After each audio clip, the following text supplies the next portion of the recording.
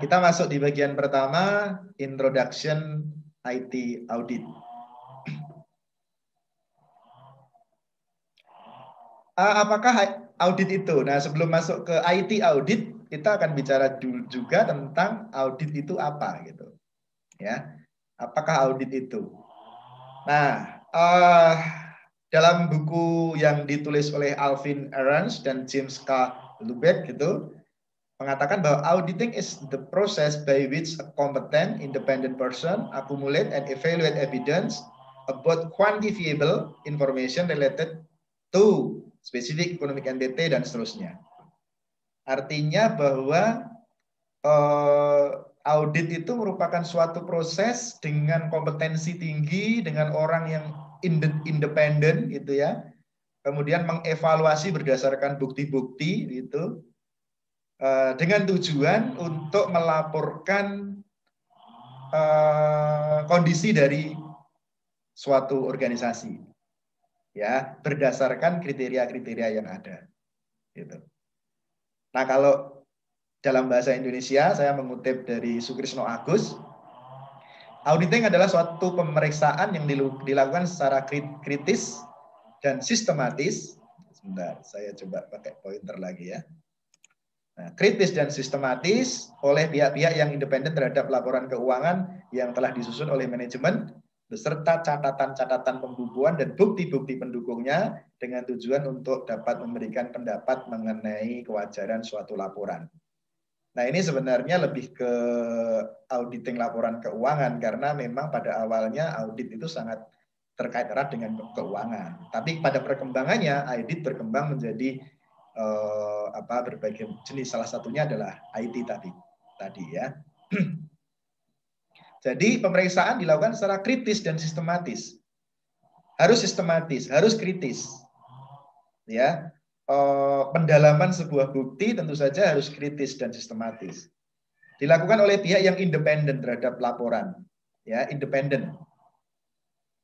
Dilakukan oleh pihak yang sebenarnya kalau independen ini bisa kita lihat misalnya dengan eksternal audit, pasti dia independen karena di luar organisasi. Tetapi internal audit pun dia sebenarnya merupakan bagian yang independen, tidak terkait dengan bagian lain di dalam perusahaan. Kalaupun dia melaporkan biasanya pada pimpinan tertinggi perusahaan, karena itu adalah kebutuhan dari institusi itu. Jadi bagian yang tidak terkait dengan operasional perusahaan itu biasanya bagian audit internal. Ya. Kalau eksternal jelas dia pasti independen karena di luar perusahaan begitu. Nah, untuk evaluasi secara kritis dan sistematis dengan tujuan dapat memberikan pendapat, ya, apakah laporan yang disusun itu wajar atau tidak, ya. Itu apakah ada temuan-temuan, bagaimana, apakah wajar tanpa catatan, ya misalnya. Nah itu tugas dari auditor ya, memberikan pendapat tentang kewajaran suatu laporan. Memang seperti itu. Nah, audit adalah pemeriksaan yang membandingkan keadaan yang sebenarnya, ada kondisi, dengan keadaan yang seharusnya. Maka di sini ada istilah kondisi dan ada istilah kriteria. Kondisi itu adalah kondisi real yang ada, keadaan yang sebenarnya, dibandingkan dengan apa? Dengan keadaan yang seharusnya atau kriteria. Kriteria itu apa? Kriteria itu adalah aturan-aturan di dalam perusahaan, standar operasional prosedur di dalam perusahaan, SOP-SOP yang berlaku dalam perusahaan, sehingga nanti akan melihat apakah kondisi real itu sesuai dengan SOP-SOP yang ada, sesuai dengan aturan-aturan yang ada, sesuai dengan ketetapan-ketetapan yang ditetapkan oleh perusahaan, atau bahkan yang ditetapkan secara luas gitu. Seperti misalkan standar akuntansi pasti ditetapkan secara luas gitu ya. Apakah sesuai dengan standar akuntansi yang telah ditetapkan baik oleh profesional akuntansi ataupun oleh pemerintah begitu. Nah, mereka akan melihat itu adalah kriteria. Jadi tugas audit adalah memeriksa apakah kondisi sesuai dengan kriteria. Apakah keadaan yang sebenarnya sesuai dengan keadaan yang seharusnya. Sebenarnya kalau pemeriksaan ini bukan merupakan hal yang asing dalam kehidupan manusia kan. Misalnya ini contoh guru memeriksa pekerjaan murid-muridnya ya biasa saja karena memeriksa pekerjaan murid-muridnya. Apakah yang dikerjakan sesuai dengan yang seharusnya begitu kan. Dokter memeriksa pasien sama. Ibu rumah tangga memeriksa apakah beras yang dimasaknya sudah matang atau belum, sama juga. Jadi memeriksa itu sebenarnya bukan sesuatu yang asing dalam kehidupan manusia. Pada prinsipnya sebenarnya sama dengan itu. Nah, tujuannya adalah melihat apakah kondisi yang ada sekarang sesuai dengan kondisi yang seharusnya. Itu. Nah, kondisi versus kriteria ya. Untuk dapat mengaudit, seseorang harus tahu bagaimana kriteria yang seharusnya itu. Dan harus tahu bagaimana kondisi yang sebenarnya. Jadi kita harus mempelajari ketika kita akan mengaudit sesuatu, kita harus tahu standar yang berlaku di situ, SOP yang berlaku di situ, aturan-aturan yang berlaku di situ, baru kemudian dilihat apakah kondisi yang sekarang sesuai dengan hal itu, kriteria itu. Contohnya seorang guru akan memeriksa pekerjaan murid-muridnya, maka ia harus mengetahui jawaban yang tepat dari soal-soal yang diberikan kepada murid-muridnya, sehingga ia dapat menilai apakah hasil pekerjaan murid-muridnya itu benar atau salah. Itu kan simpelnya seperti itu. Tadi contohnya memeriksa itu guru memeriksa murid. Ya, kalau memeriksa murid harus ada kunci jawabannya. Atau kita harus tahu jawaban yang benar dari soal-soal itu. Itu adalah kriteria gitu.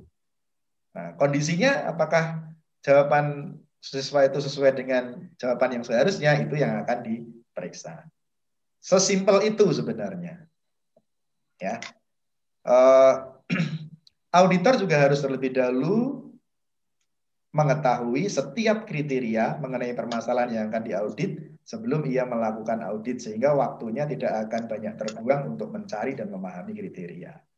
Makanya biasanya ketika ada audit, maka mereka minta dokumen-dokumennya terlebih dahulu, dipelajari terlebih dahulu, sehingga ketika audit in performance sedang berlangsung, tidak perlu banyak waktu untuk memahami kriteria-kriteria tersebut. Kemudian, kalau bicara audit tentu kita juga bicara tentang auditor. Auditor itu adalah orang yang melakukan audit kan. Nah, auditor tidak selalu mempunyai kewenangan melakukan tindak lanjut. Jadi, seperti yang disampaikan di depan bahwa auditor ini lebih ke menyatakan pendapat sebenarnya. Tapi kewenangan tindak lanjut itu ada pada organisasi yang diauditnya.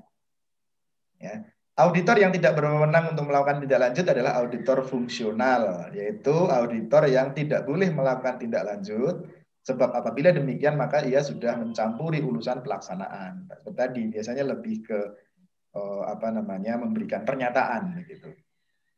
Kedudukan auditor pengawas fungsional ini sebagai orang-orang yang menjalankan fungsi staf dan bukan fungsi pelaksanaan. Oke, kita lihat tujuan audit. Nah, audit fungsional memiliki berbagai tujuan yang berlainan. Tujuannya bisa bermacam-macam sebenarnya. Yang pertama, bisa menilai pertanggungjawaban pelaksanaan tugas. Misalnya audit yang dilakukan oleh seorang auditor intern suatu badan usaha pada akhir masa jabatan seorang pejabat digunakan untuk mengetahui apakah pejabat tersebut sudah melaksanakan tugasnya sebagaimana ia tetapkan. Bisa jadi seperti itu. Ya, ketika seorang pejabat mau mengakhiri masa tugasnya lalu dilakukan audit oleh auditor internal untuk mengetahui apakah tugas-tugas yang diberikan kepadanya sudah dilaksanakan sebagaimana yang ditetapkan. Bisa jadi ya. Kemudian audit juga bertujuan memberikan saran-saran perbaikan yang berhubungan dengan kehematan, efisiensi, efektivitas, untuk kedepannya lebih baik gitu. Makanya itu disebut audit operasional. Biasanya dia memberikan saran-saran bagaimana supaya kedepannya lebih baik dari sisi efisien, efektivitas, kemudian juga cost-nya hemat dan sebagainya. Kemudian yang audit tadi sifatnya audit keuangan misalnya menetapkan apakah laporan yang disusun suatu badan usaha telah wajar menyajikan kondisi pada satu periode tertentu.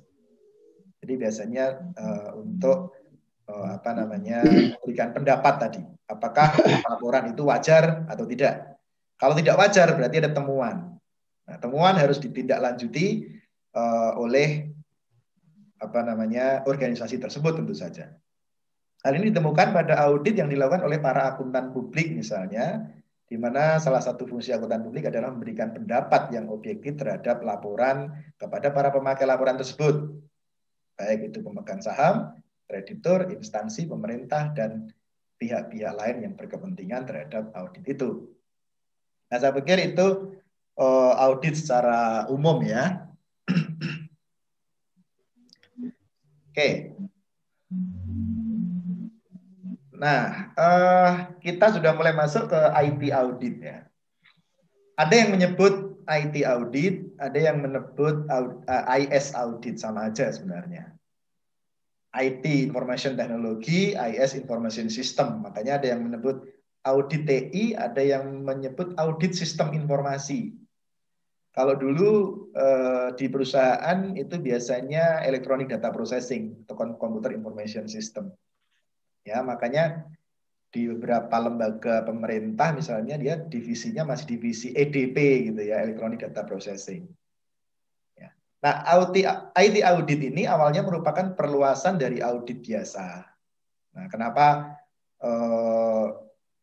kemudian dibutuhkan audit khusus IT? Nah, itu ada beberapa hal. Yang pertama, auditor menyadari bahwa komputer memiliki kemampuan untuk melakukan fungsi pengesahan. Sekarang validasi, verifikasi dan sebagainya tidak harus dilakukan oleh orang secara langsung, tetapi oleh sistem. Ya, ketika kita melakukan transfer uang misalnya dari satu bank ke bank lain, yang memverifikasi tidak harus petugas atau petugas banknya sekarang, ya kan? Tapi sistem yang melakukan pengecekan apakah transaksi ini benar, valid dan sebagainya. Kalau benar, transfer dilakukan. Nggak perlu pengecekan orang lagi, kan seperti itu. Nah, itu sehingga menyebabkan komputer ini sekarang menjadi bagian yang sangat krusial di dalam transaksional apapun dalam sebuah perusahaan begitu. Karena dia bisa melakukan fungsi-fungsi pengesahan. Dia bisa melakukan validasi. Kalau dulu namanya validasi ya harus orang, harus dicek betul. Oh, ini betul nggak? Oh, betul. Tanda tangannya betul nggak? Betul. Tapi sekarang kita cukup dari laptop, kita melakukan login dengan PIN, dengan username, password, kita melakukan transaksi, oke. Apakah ada campur tangan orang di situ? Nggak ada, kecuali kita yang melakukan transaksi gitu kan. Tapi validasi pengesahan dilakukan oleh komputer, dilakukan oleh sistem. Nah, maka di situ melihat betapa pentingnya sebuah komputer karena memiliki fungsi pengesahan. Itu sangat urgent dari sisi apakah itu perlu diaudit, nah gitu kan. Karena itu krusial sekali. Coba kalau salah mengesahkan. Orang salah mengesahkan, uang sudah terlanjur dikirim gitu kalau orang. Tapi sistem, nah apakah sistem itu benar karena ada fungsi-fungsi pengesahan di situ? Nah, itu makanya dibutuhkan audit itu yang pertama. Yang kedua, corporate menyadari bahwa komputer adalah sumber utama untuk bersaing dalam lingkungan bisnis dan mirip dengan sumber daya bisnis yang berharga lainnya dalam organisasi. Karena itu, kebutuhan untuk kontrol dan auditability sangat penting. Ya. Kemudian ada asosiasi profesi dan organisasi dan lembaga pemerintah yang mengakui perlunya mengendalikan IT dan auditability. Auditability ya. Jadi di samping komputer itu krusial karena ada fungsi-fungsi pengesahan, kemudian juga komputer sekarang adalah komponen utama untuk bersaing dalam lingkungan bisnis. Bahkan tidak kalah dengan sumber daya manusia begitu, krusialnya gitu ya.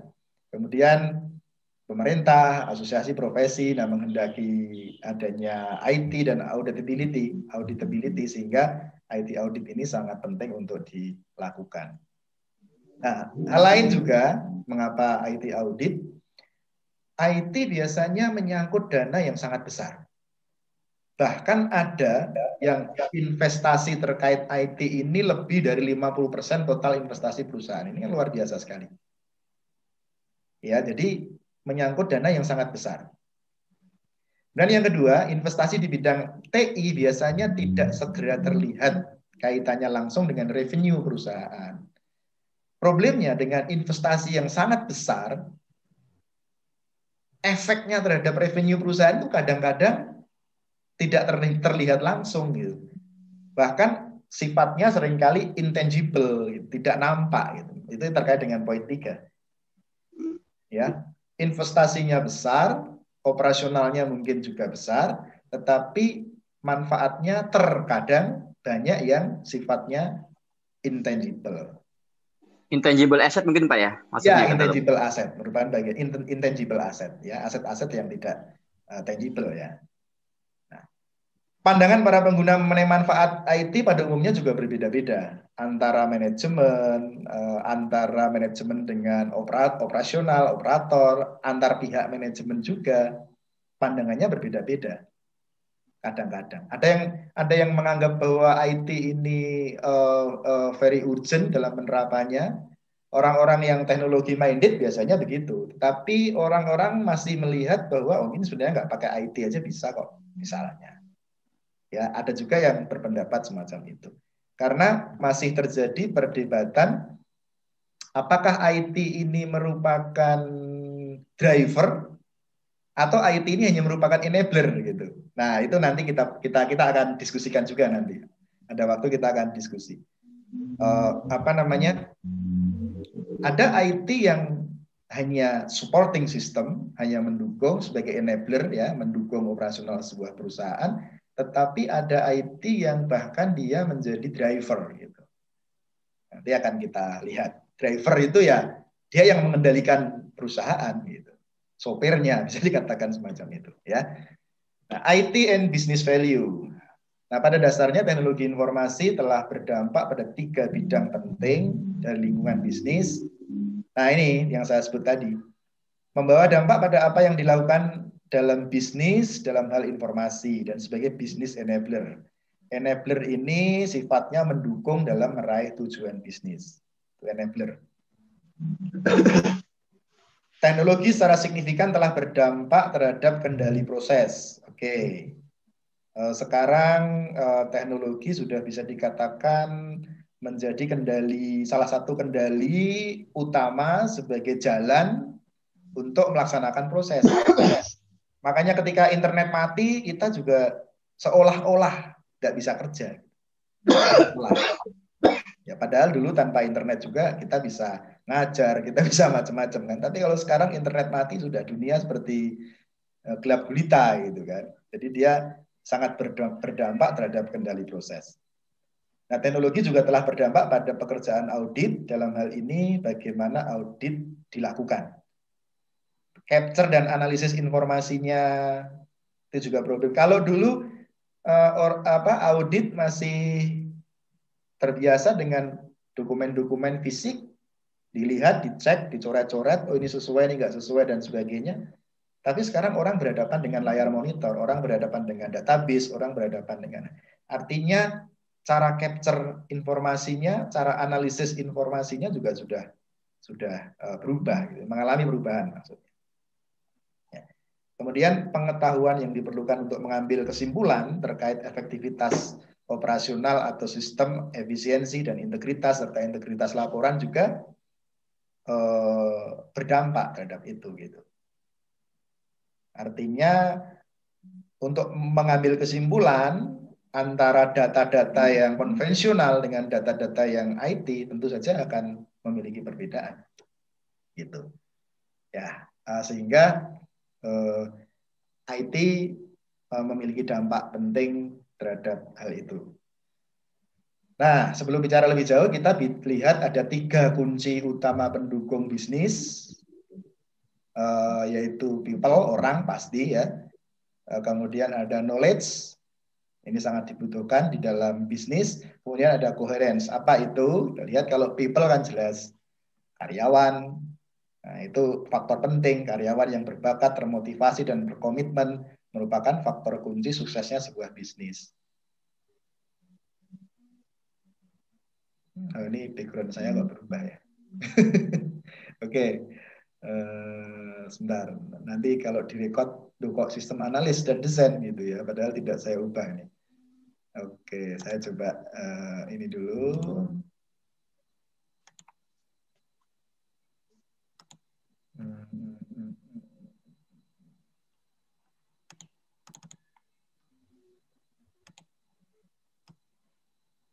Gak apa-apa ya. Udah nanti aja. Gak apa-apa.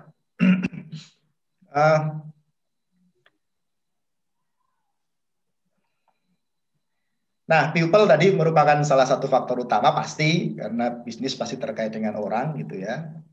Kemudian knowledge, bisnis akan terkait dengan pengetahuan perusahaan untuk create and deliver value, untuk menciptakan dan memberi nilai. Itu pasti akan sangat berpengaruh penting terhadap perkembangan sebuah bisnis. Itu bagaimana memahami nilai utama dalam bisnis itu, kemudian bagaimana konsep-konsep untuk mengembangkannya gitu ya, termasuk di research and development-nya itu sangat penting, sehingga knowledge merupakan faktor utama juga pendukung bisnis. Karena bisnis pasti akan terkait dengan ekonomi, dengan finance, dengan IT management, ya, dengan marketing, dengan operational management, accounting dan sebagainya. Maka disitulah bisnis common body of knowledge. Sehingga knowledge ini merupakan faktor utama yang mendukung kelancaran berhasil atau tidaknya sebuah perusahaan gitu. Oke, kemudian coherence. Coherence ini keterpaduan, keterhubungan dan keterkaitan. Jadi ada unsur coherence yang menyatukan perusahaan, melekatkan berbagai bagian dan membuat bagian-bagian dapat bertindak dalam satu tujuan. Ini semacam kesamaan visi dan misi gitu ya. Karena di dalam bisnis pasti akan terkait dengan banyak komponen, dengan banyak orang. Bagaimana kita melangkah dengan satu tujuan, nah itu. Maka perlu di-share visi dari perusahaan ini sebenarnya apa, nilai-nilai penting dalam perusahaan itu apa, lalu bagaimana mereka satu langkah ya dengan misi ya untuk mencapai tujuan itu. Nah, itu satu hal yang penting juga di dalam sebuah bisnis. Nah, yang ini adalah enabler, elemen pendukung. Nah, enabler itu sifatnya mendukung saja. Ya, ada rancangan aliran kerja, TI, motivasi dan pengukurannya, sumber daya manusia, kebijakan dan aturan dan sebagainya ya. Lebih ke bagaimana yang mendukung komponen-komponen utama tadi gitu. Nah, masalahnya IT masih sering dilihat sebagai enabler bisnis. Nah, enabler bisnis itu apa? Yang dikatakan memberi kemampuan pada perusahaan untuk menjadi lebih terdistribusi namun bertindak sebagai satu. Betul. Dengan IT kita bisa mendistribusikan pekerjaan. Satu pekerjaan besar bisa dibagi-bagi, tetapi sebenarnya dia adalah satu. Ya, misalkan satu data, satu server, gitu. Tapi pekerjaannya terdistribusi. Kemudian menempatkan kemampuan yang tepat untuk melakukan tindakan yang tepat pada satu kejadian. Oke. Memberikan kemampuan untuk pengambilan keputusan untuk kepentingan korporasi secara keseluruhan. Oke. Kemudian memastikan ketersediaan sumber daya dan keterampilan yang tepat bagi perusahaan untuk bersaing dan bertumbuh. Jadi IT adalah faktor pendukung dari bisnis, maka disebut sebagai enabler. Nah, tapi pada perkembangannya, sekarang ini IT itu sebagai enabler atau sebagai driver? Itu satu pertanyaan. Enabler itu lebih ke faktor-faktor pendukung saja. Tapi kalau kita bicara driver, itu adalah yang pengendali utama di dalam sebuah bisnis. Nah, kalau melihat perkembangan yang terjadi saat ini, mungkin teman-teman bisa berpikir bagaimana IT ini berposisi sebagai enabler dan bagaimana IT dalam satu kondisi di perusahaan berposisi sebagai driver. Atau coba mungkin ada contoh-contoh di mana IT ini sebagai enabler yang hanya sifatnya supporting saja, atau IT ini sebagai driver. Driver itu artinya kalau nggak ada IT ya sudah selesai. Dia sebagai pengendali utama jalannya bisnis itu.